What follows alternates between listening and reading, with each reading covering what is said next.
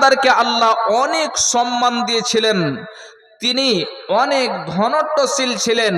এই বাদশাহ সিকান্দার সম্পর্কে খুব ভালো করে শুনুন।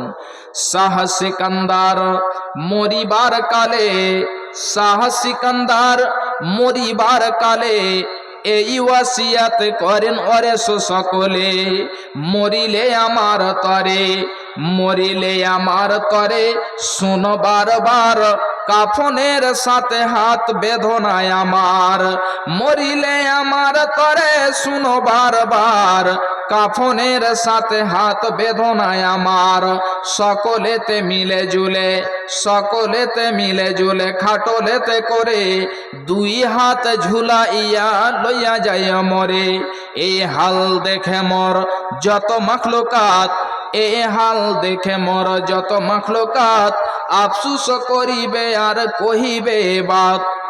সাত মুলুকের বাদশা, সাত মুলুকের বাদশা সিকান্দার ছিল, সকলে থাকে লয়াজ খালি হাতে গেল।